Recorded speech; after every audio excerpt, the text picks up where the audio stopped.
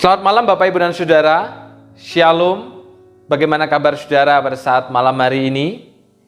Saudaraku, kisah Yunus diawali dengan panggilan Tuhan kepadanya agar pergi ke Niniwe, sebuah kota yang dikatakan besar, untuk menyerukan pesan Allah, sebab kejahatan kota itu telah sampai ke telinga Allah. Mari kita mengambil saat teduh sejenak.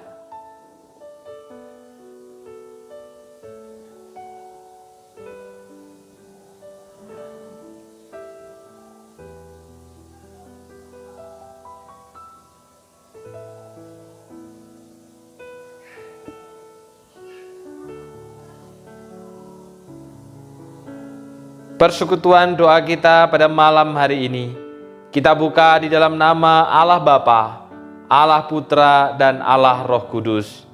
Amin. Saudara, tetapi sangat menarik bagaimana panggilan terhadap Yunus ini ternyata tidak diresponi dengan sikap seorang nabi yang segera pergi untuk menjalankan tugasnya. Justru firman Tuhan mencatat bagaimana Yunus bersiap bukan untuk pergi ke Niniwe, kota yang besar itu, melainkan melarikan diri ke Tarsis, jauh dari hadapan Tuhan.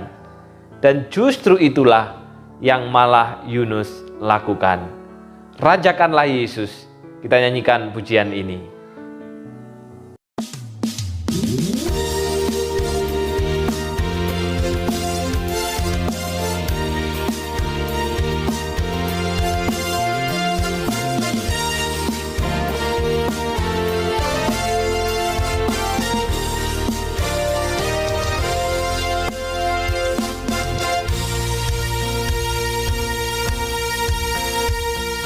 Crown him with many crowns.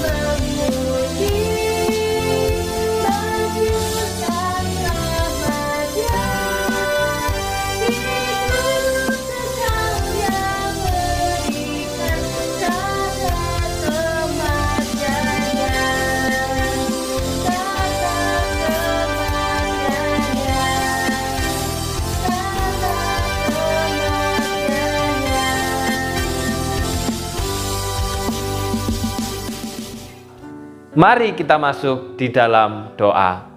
Bapa yang di sorga, puji dan syukur kami naikkan ke hadapan-Mu. Pada malam hari ini kami boleh bersama-sama bersekutu dan berdoa di dalam persekutuan doa malam, sekalipun itu secara online. Tetapi kami percaya ya Bapa, di mana satu atau dua orang berkumpul di dalam nama-Mu, di situ Engkau hadir di tengah-tengah kami. Bukalah hati dan pikiran kami yang telah mempersiapkan diri untuk menyambut kebenaran firman-Mu. Kami juga mengingat saudara-saudara kami yang belum bersama dengan kami. Kiranya Tuhan menolong agar mereka mau bergabung dalam persekutuan doa malam ini. Ya Bapa, berikanlah hikmat kepada hamba-Mu yang akan menyampaikan firman Tuhan pada malam hari ini, agar firman yang disampaikan kepada kami dapat kami mengerti dan kami lakukan dalam kehidupan kami. Pimpinlah persekutuan doa kami ini dari awal sampai selesainya nanti. Di dalam nama Tuhan Yesus Kristus kami sudah berdoa. Amin. Saudaraku, singkat cerita, ketika Yunus naik kapal ke Tarsis, Tuhan menurunkan angin ribut sehingga terjadi badai besar dan kapal yang ditumpanginya hampir terpukul hancur. Akhirnya, setelah kena undi, Yunus dilemparkan ke dalam lautan. Di tengah ombak, mari kita nyanyikan pujian ini.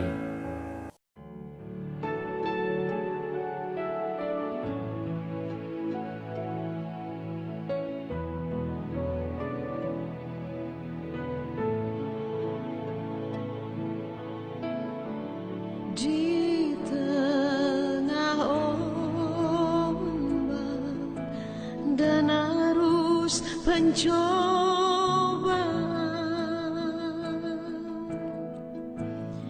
hampir terhilang tujuan arah hidupku. Bagaikan kapal yang selalu diombang-ambingkan, mengharap kasih-Nya seolah-olah tiada mampu.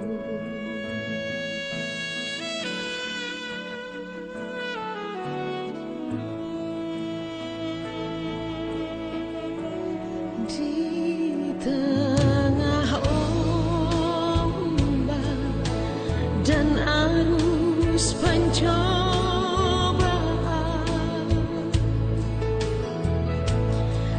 hampir terhilang tujuan arah hidupku. Bagaikan kapal yang selalu diombang-ambingkan, mengharap kasih-Nya seolah-olah tiada mampu. Yesus perhatikan kehidupan setiap orang yang sudah rusak dibetulkan dengan penuh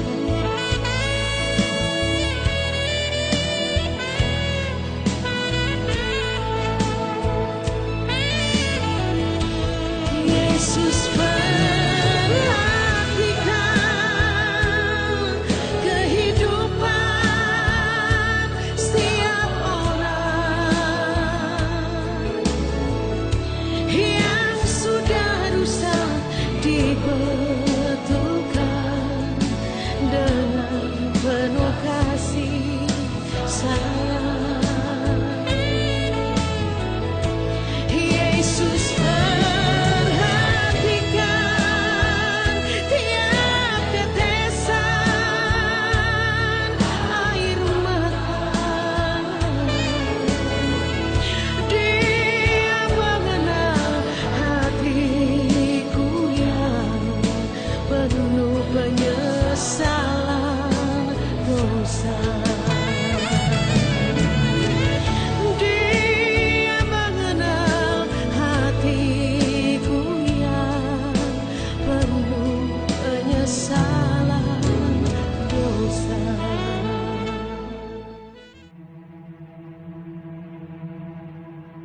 Berdoalah Yunus kepada Tuhan, Allahnya. Dari dalam perut ikan itu, katanya, Dalam kesusahanku, aku berseru kepada Tuhan, dan Ia menjawab aku. Dari tengah-tengah dunia orang mati, aku berteriak, dan Kau dengarkan suaraku.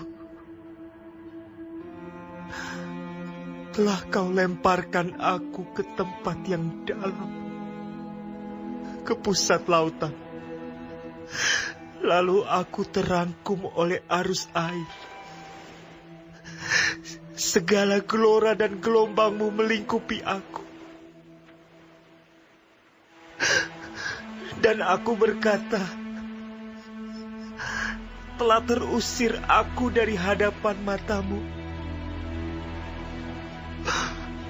Mungkinkah aku memandang lagi bait-Mu yang kudus?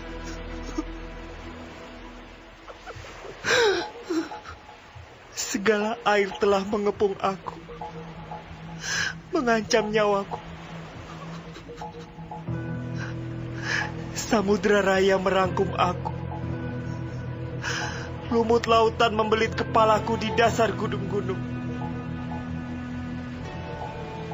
Aku tenggelam ke dasar bumi.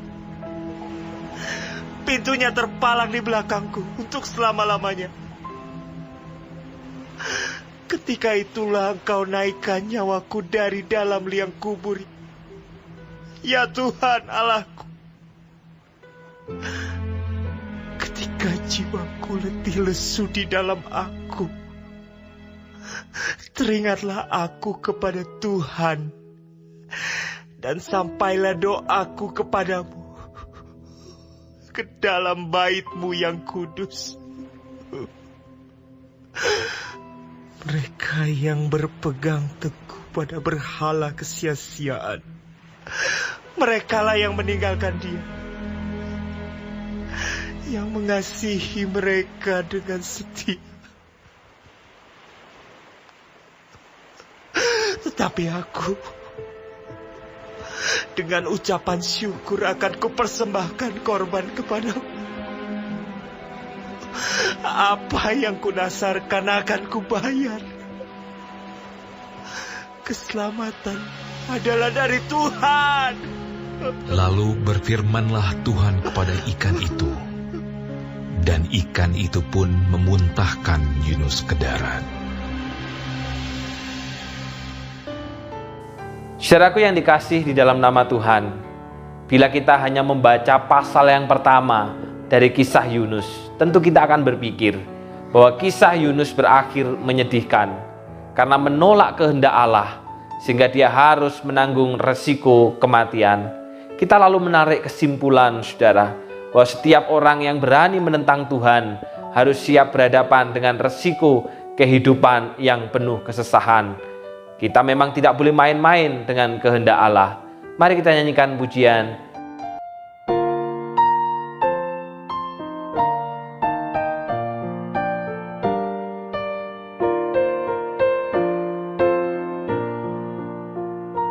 Tuhan pimpin sepanjang jalan, amat senanglah hatiku, dan hilanglah ketakutan karena Tuhan pimpin aku. Tuhan pimpin, Tuhan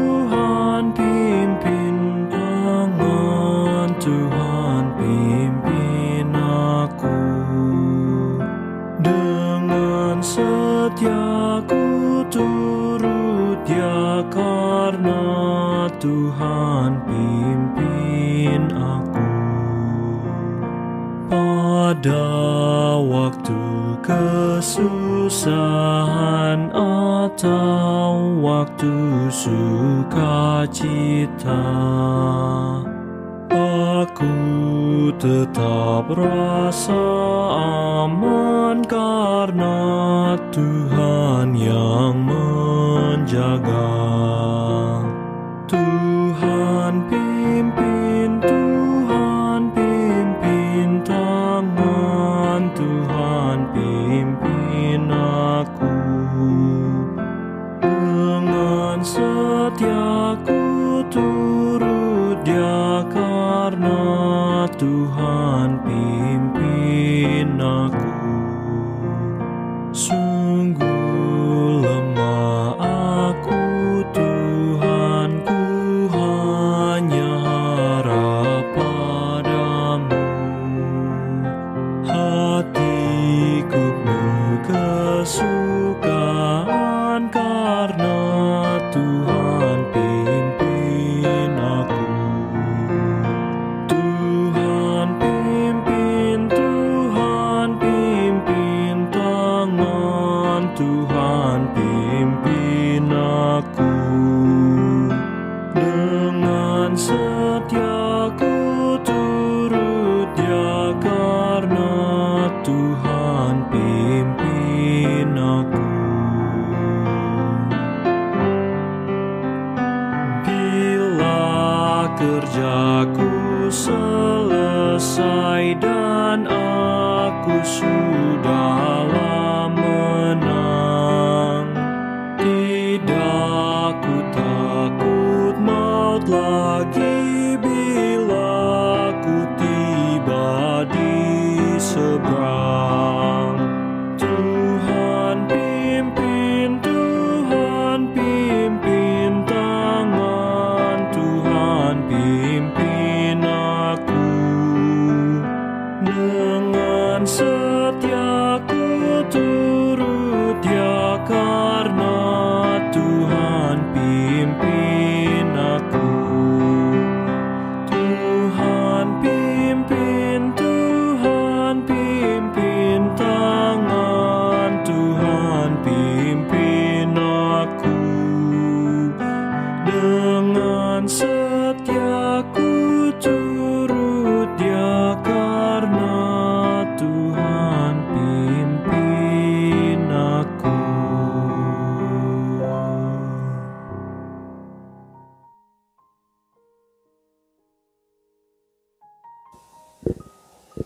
Saudaraku yang dikasihi di dalam nama Tuhan, tema renungan kita pada saat malam hari ini adalah bertobat kalau sudah enggak kuat.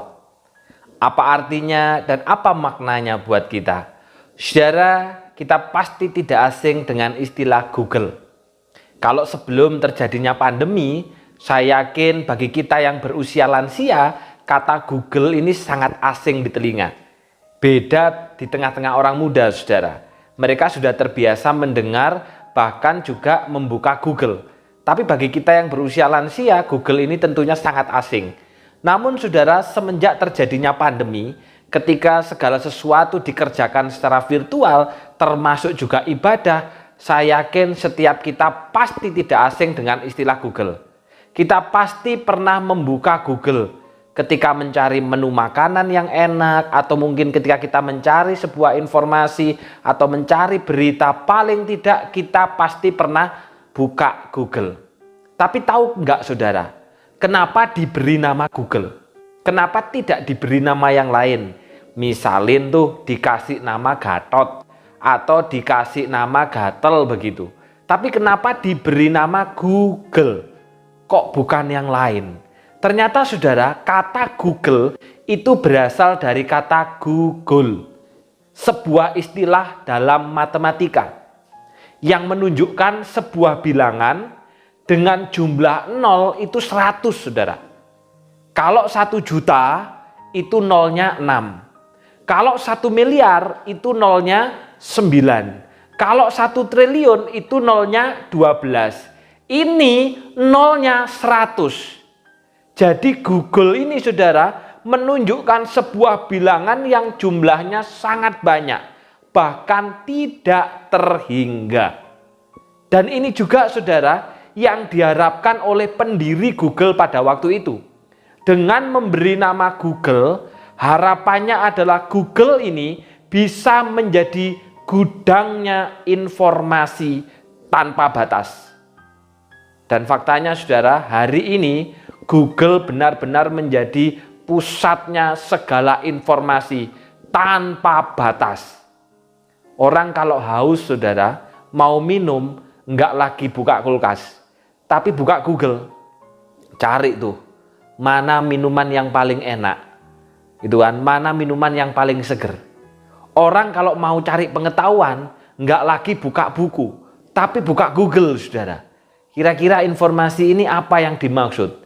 Jadi saudara, Google benar-benar telah menjadi sebuah jaringan yang memberikan informasi tanpa ada batasnya. Jadi sesuai dengan namanya, saudara. Nah, saudara, karena itu dalam sebuah nama terselip harapan. Kalau tidak percaya, saudara, kenapa kita memberikan nama kepada anak kita itu sangat bagus sekali. Contoh, saudara, Arthur sendiri di awal kelahiran, saudara, namanya sempat berganti-ganti pada waktu itu.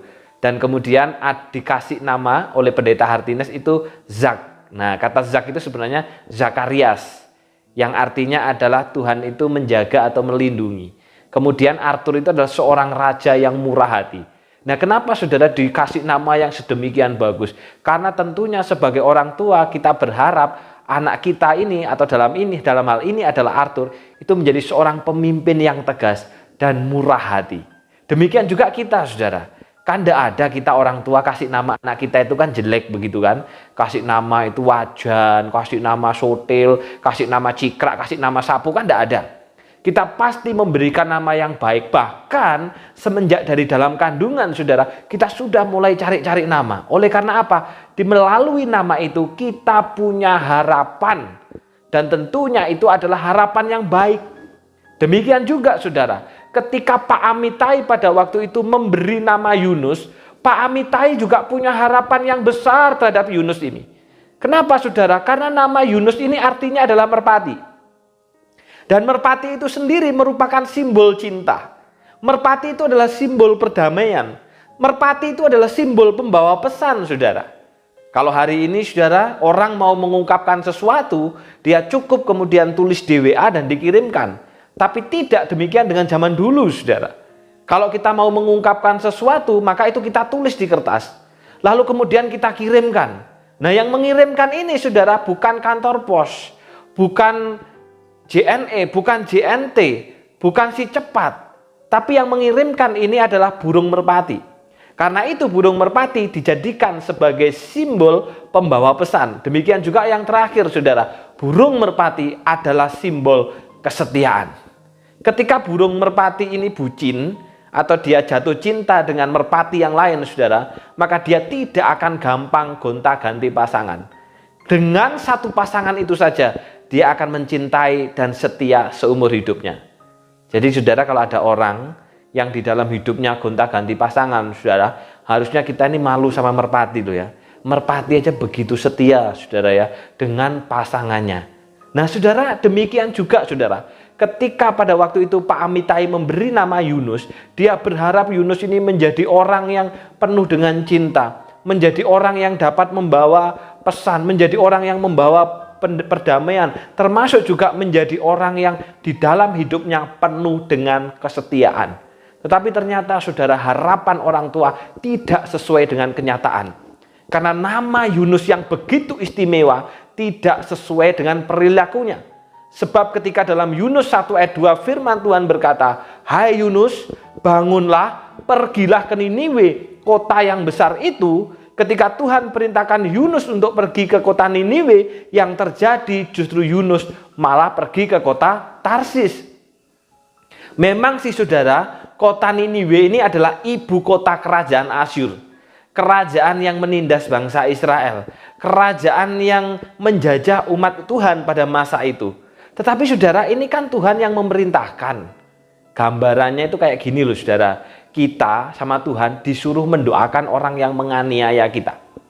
Orang itu menganiaya, orang itu menindas. Lalu kita ini disuruh untuk mendoakan.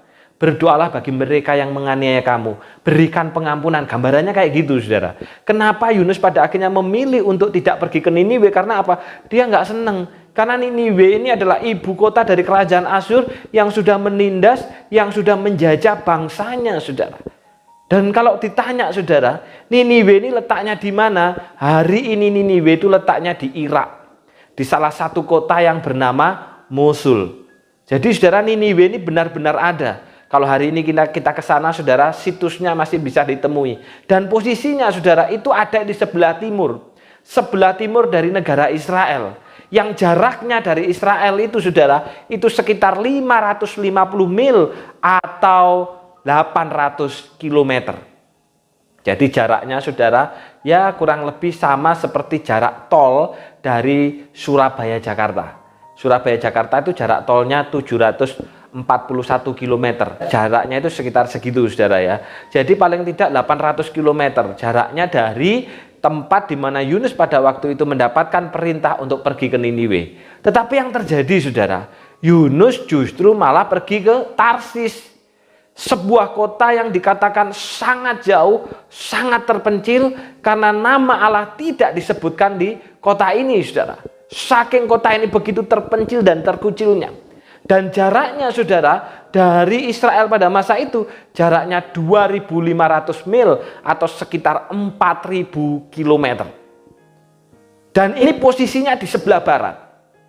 Nah, kalau hari ini ditanya, saudara, kira-kira Tarsis ini letaknya di mana? Ternyata, saudara, Tarsis ini adalah kota Spanyol atau negara Spanyol. Nah, kalau zaman dulu, saudara, Tarsis ini adalah kota yang terkecil, kota yang terkucil, saudara, kota yang sangat jauh, yang tidak dikenal, tapi beda dengan hari ini, saudara. Karena Tarsis hari ini adalah Spanyol itu adalah kota yang terkenal. Siapa sih yang tidak mengenal Spanyol, saudara ya? Dan kita yang suka bola, kita tahu ada klub Barcelona, ada klub Real Madrid di sana. Jadi tentunya pasti sangat dikenal. Tapi beda dengan zaman itu. Zaman itu, saudara, Spanyol atau Tarsis ini adalah sebuah kota yang sangat jauh dan sangat terpencil sekali. Nah, saudara, Yunus ini disuruh pergi ke timur. Tetapi Yunus malah pergi ke barat. Yunus disuruh pergi untuk sebuah kota yang besar, tapi Yunus malah pergi ke kota yang kecil. Yunus disuruh pergi ke sebuah kota yang jaraknya hanya 800 km, tetapi Yunus malah pergi ke sebuah kota yang jaraknya 4.000 km. Jadi, saudara, Yunus dikasih perintah A malah melakukan B. Dikasih perintah B malah melakukan C. Maka pertanyaannya, saudara, pernahkah kita seperti ini? Ketika Tuhan perintahkan A, kita justru lakukan B.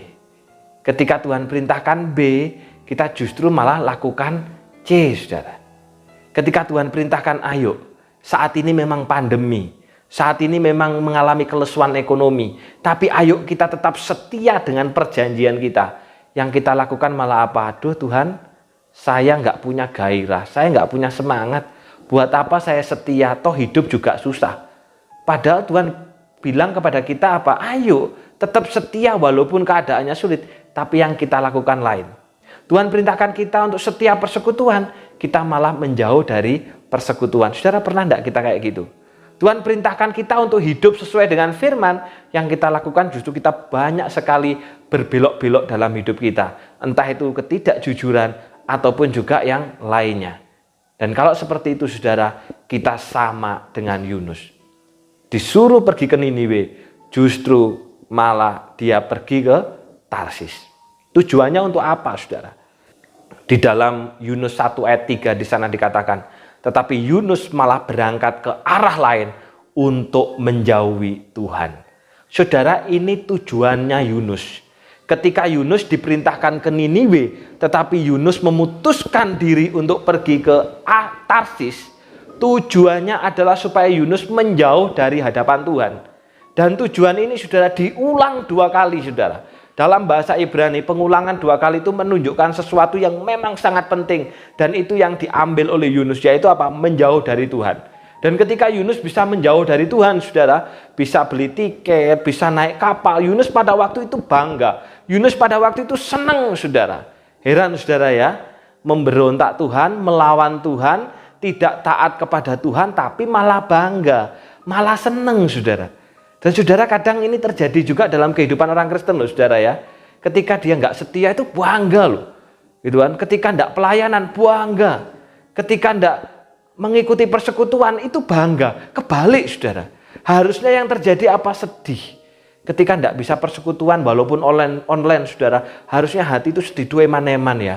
Ketika tidak bisa dengar firman, harusnya sedih, harusnya susah. Tapi yang terjadi apa? Bangga. Kalaupun tidak bangga, saudara, tidak merasakan apa-apa. Kebalik, saudara ya. Nah, itu sama seperti Yunus, saudara. Yunus pada waktu itu apa? Dia menjauh dari Tuhan. Dan dia merasakan kebanggaan, merasakan kesenangan di situ. Harapannya apa? Dengan menjauh dari Tuhan, Yunus menemukan kedamaian. Dengan menjauh dari Tuhan, Yunus menemukan sukacita. Yunus menemukan kebahagiaan. Yunus menemukan apa yang dia inginkan.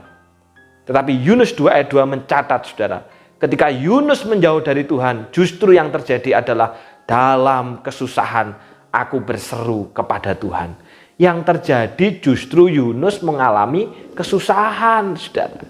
Harapannya bahagia, harapannya senang, harapannya menemukan sukacita, tapi yang terjadi justru malah mengalami kesusahan.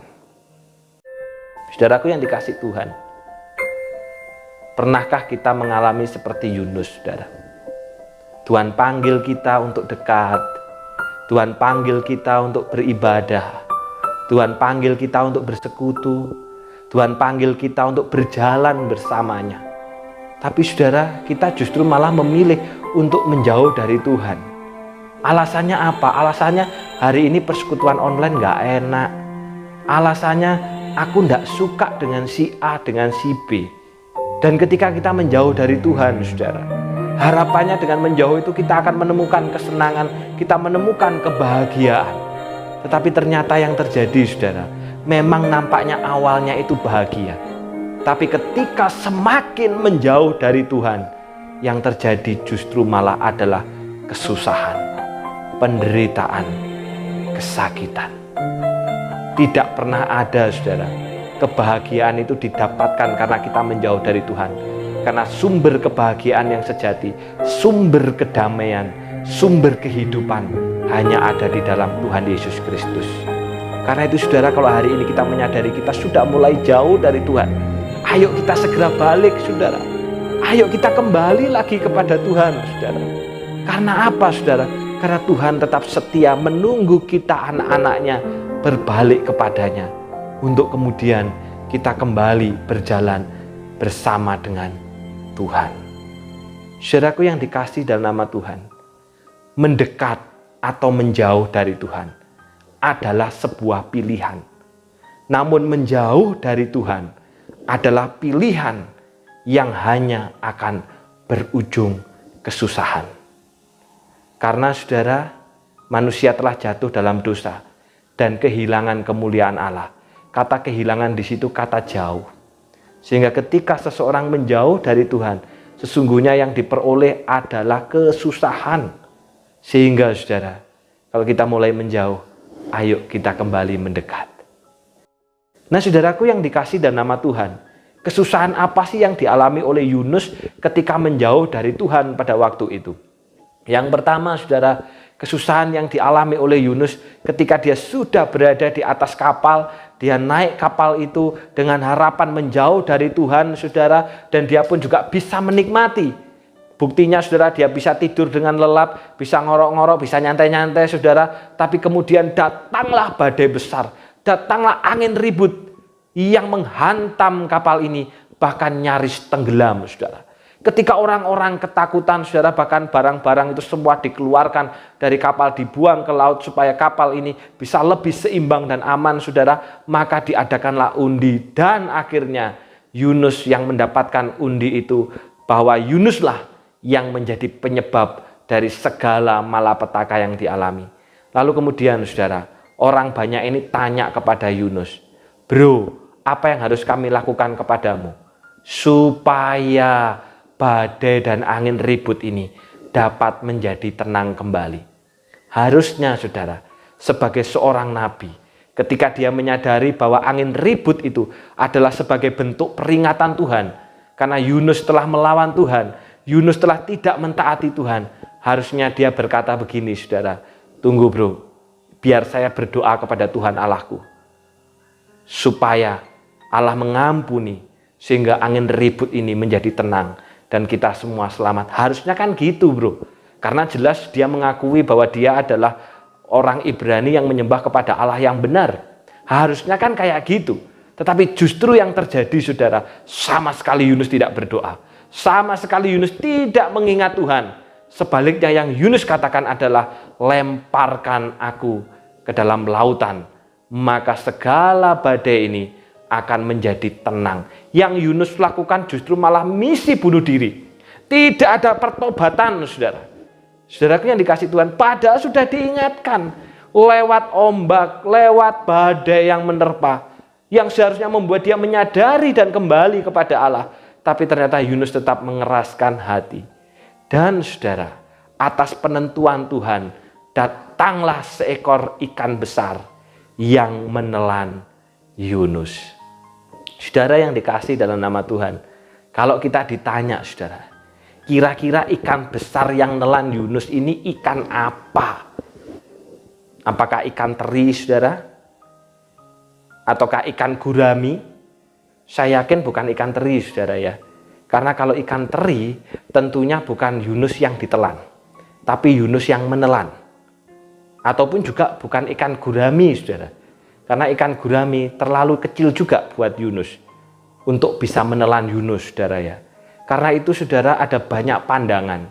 Dan salah satu pandangan yang saya sangat setuju, saudara, bahwa ikan besar yang menelan Yunus ini adalah ikan paus sperma. Seekor ikan yang panjangnya dapat mencapai 20 meter. Dan beratnya dapat mencapai 41 ton, saudara. 20 meter panjangnya itu sama seperti gereja kita, saudara. Panjangnya kurang lebih. Itu kan sekitar 22 meter, saudara. Jadi ikan ini sangat besar, ikan ini sangat gede, saudara. Jangankan menelan satu orang Yunus, saudara. Barangkali menelan sekian banyak orang dalam persekutuan, bisa masuk semua kok, saudara. Saking besarnya dan saking gedenya. Dan memang, saudara, ikan paus sperma ini adalah ikan yang paling banyak hidup di daerah atau lautan Mediterania. Tempat di mana pada waktu itu Yunus melakukan penyeberangan. Dan ikan paus sperma ini, saudara, adalah ikan yang memang suka menelan sesuatu. Segala sesuatu itu ditelan, saudara. Kemudian dimuntahkan kembali. Karena itu sebuah penelitian mengatakan, saudara, muntahan dari ikan paus sperma ini, saudara, ternyata punya harga yang sangat tinggi, bisa miliaran. Karena bisa dibuat menjadi parfum. Beda dengan muntahan kita, saudara ya. Kalau kita muntah itu kan justru malah memabukkan yang lain. Beda, dan tidak dijual, tidak bisa dijual, saudara. Ternyata muntahan paus sperma ini ternyata bisa dijual. Loh kok bisa? Nah, saya tidak tahu, saudara ya. Karena itu mereka yang meneliti, yang punya pengetahuan ini. Tapi ternyata muntahannya aja bisa dibuat parfum. Dan harganya sangat mahal. Nah, saudaraku yang dikasih Tuhan, di dalam perut ikan inilah Yunus tinggal selama 3 hari 3 malam.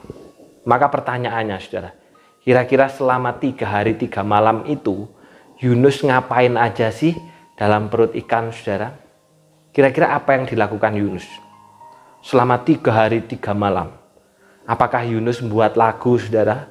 Yunus di perut ikan, pam pam pam. Yunus di perut ikan, gitu kan? Dia membuat lagu, dia nulis, oh ini nanti untuk anak-anak sekolah minggu ini, kayak gitu. Nah, saudara, emangnya dalam perut ikan itu enak sehingga bisa nyanyi-nyanyi, saudara? Bisa ditambahi apa, pam pam pam, emangnya enak, saudara? Atau barangkali mungkin Yunus nulis doa, saudara ya, seperti ini kan, ini Yunus pasal 2 ini kan doa Yunus dalam perut ikan. Dia nulis doa, ditulisi satu-satu. Maka pertanyaannya, kalau Yunus ini nulis doa, kertasnya dapat dari mana? Ballpointnya dapat dari mana, saudara? Nah, saudara, ataukah Yunus pada waktu itu nyantai-nyantai, saudara? Bermalas-malasan, tidur-tiduran, saudara ya, menikmati 3 hari 3 malam seperti itu, saudara? Saya yakin, saudara, bahwa Yunus pada waktu itu nggak ada. Alias apa? Yunus mati. Selama 3 hari 3 malam itu Yunus mati, saudara. Kenapa kok bisa mati, saudara? Yang pertama, saudara, karena berdasarkan Matius 12 ayatnya yang ke-40, saudara, Yesus berkata di sana, demikian juga anak manusia akan tinggal di dalam rahim bumi 3 hari 3 malam. Saudara yang dikasih Tuhan, keberadaan Yunus di dalam perut ikan selama 3 hari 3 malam dijadikan gambaran oleh Yesus untuk menggambarkan dirinya sendiri yang akan berada di dalam rahim bumi juga 3 hari 3 malam. Dan jika pada waktu itu, saudara, Yesus sendiri benar-benar dalam keadaan mati, maka demikian juga Yunus yang berada dalam perut ikan selama 3 hari 3 malam yang dipakai untuk menggambarkan dirinya tentunya juga dalam keadaan mati. Karena tidak mungkin, saudara, apa yang Yesus jadikan gambaran ternyata berbeda dengan apa yang Yesus alami. Itu alasan yang pertama, saudara. Sehingga selama 3 hari 3 malam Yunus ini ngapain? Yunus mati dalam perut ikan itu. Itu yang pertama. Yang kedua, saudara, beberapa waktu lalu, saudara, ada seorang penyelam profesional, bukan penyelam abal-abal, saudara ya, penyelam profesional yang bernama Michael Packard. Saudara, diceritakan bahwa ketika penyelam ini sedang melakukan penyelaman, saudara, tiba-tiba tanpa sengaja dia ditelan oleh seekor paus bungkuk. Namanya paus bungkuk bukan karena usianya sudah lanjut, saudara ya, sehingga bungkuk, tidak. Tapi memang ini disebut sebagai paus bungkuk karena bentuknya memang bungkuk. Nah, saudara, ketika dia ditelan itu, saudara, dia menceritakan betapa pada saat itu dia sudah seolah-olah berada di ambang kematian, saudara. Dan dia sempat ditelan selama 30 sampai 40 detik. Nggak sampai 1 menit loh, saudara ya. Jadi jangankan 1 hari, 1 menit aja nggak nyampe. Dia ditelan selama 30 sampai 40 detik dan sesuatu yang luar biasa terjadi, saudara.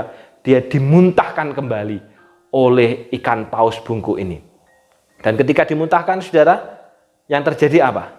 Kalau Yunus, saudara, setelah dimuntahkan, Yunus memberitakan firman PI di Niniwe.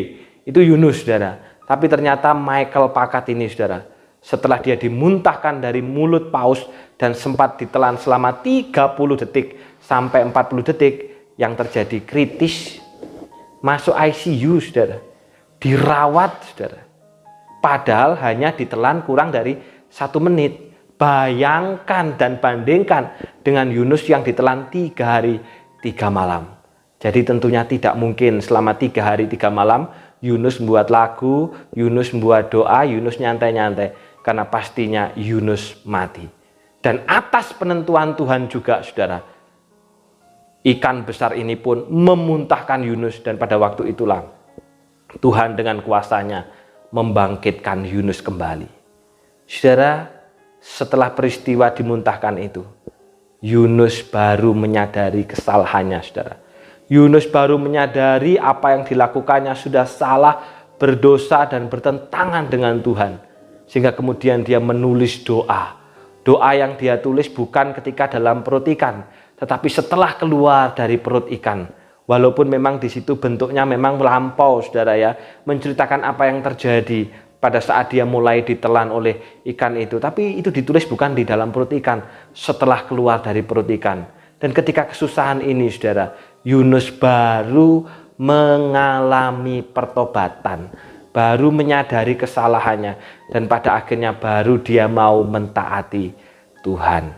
Saudara yang dikasih Tuhan, kapan waktu itu begitu berharga buat kita. Saudara, kadang waktu itu begitu berharga ketika hidup kita itu tinggal beberapa saat saja, saudara ya. Sehingga kita cari Tuhan, kita mendekatkan diri kepada Tuhan. Kadang kita menganggap waktu berharga itu saat dalam kondisi demikian, saudara ya. Saat susah, saat sakit, kita, Tuhan tolong, kasih aku kesehatan. Nanti kalau sehat, aku akan semangat, aku akan setia. Tapi nyatanya, saudara, ketika sudah Tuhan pulihkan, saudara, kadang kita lupa akan janji kita. Saudaraku yang dikasih dalam nama Tuhan, sebuah keluarga menceritakan, saudara, bagaimana ketika mengalami terinfeksi dengan COVID-19, saudara, sulit bernafas. Dan ketika itu, saudara, menyadari betapa berharganya oksigen itu, saudara. Karena untuk bisa bernafas secara normal aja susahnya minta ampun. Perlu alat bantu, saudara. Itu pun aja nafasnya masih tidak bisa los, bisa enak, saudara. Karena itu saudara, kalau sekarang kita Tuhan berikan oksigen, mari kita hargai itu saudara. Kita tidak perlu menunggu dalam situasi kritis, baru kita mencari Tuhan. Sehingga saudaraku yang dikasih di dalam nama Tuhan, jika pada saat ini Tuhan sudah ingatkan kepada kita, jangan menjauh dari Tuhan. Karena menjauh dari Tuhan hasilnya justru kesusahan. Ayo kita terus mendekat saudara.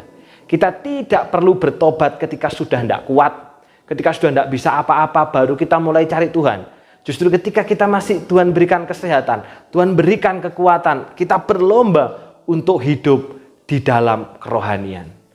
Memang bukan berarti saudara, loh aku dekat dengan Tuhan, buktinya kok hidupku susah. Aku akrab dengan Tuhan, kok hidupku tetap tidak enak. Saudaraku yang dikasih dalam nama Tuhan, memang tidak menjamin dekat dengan Tuhan, hidupnya tanpa persoalan. Tetapi saudara, ketika kita dekat dengan Tuhan, persoalan itu jauh lebih menyenangkan. Karena kita tidak hadapi sendirian, tapi bersama dengan Tuhan. Ingat saudara, Tuhan sudah berikan damai sejahtera.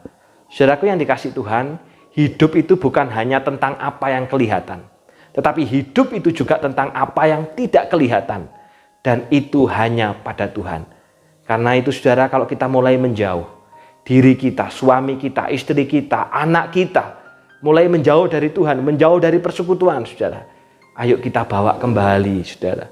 Karena ketika kita menjauh dari Tuhan, yang kita peroleh justru malah kesusahan. Tuhan memberkati. Mari kita berdoa. Terima kasih Bapa untuk firman-Mu pada saat malam hari ini, yang mengingatkan kepada kami Tuhan, bahwa ketika kami menjauh daripada Tuhan, yang terjadi justru adalah kesusahan, bukan kedamaian, bukan kebahagiaan, justru kesusahan yang kami alami. Memang Tuhan, ketika kami mendekat dari Tuhan bukan berarti kami terluput dari segala kesulitan, karena selama kami hidup di dunia, persoalan itu akan selalu ada. Tetapi ketika persoalan itu kami hadapi dengan kedekatan kepada Engkau, bahkan bersatu dengan Tuhan, di situ kami akan memperoleh kedamaian yang sejati. Tolonglah kami semua Bapa, yang sudah mendengarkan firman-Mu. Ketika ada salah satu anggota keluarga kami mulai menjauh dari Tuhan, bila kami berusaha dan berupaya untuk mendekatkan mereka kembali kepada Tuhan, kembali kepada persekutuan. Ketika Tuhan masih berikan kami kuat, Tuhan berikan kami sehat, Tuhan berikan kami juga kekuatan dan banyak hal ini, biar itu kami pergunakan juga untuk mencari Tuhan. Kami tidak perlu bertobat ketika sudah tidak kuat. Terima kasih Tuhan, dalam nama Tuhan Yesus kami sudah berdoa. Amin. Selamat malam dan Tuhan memberkati.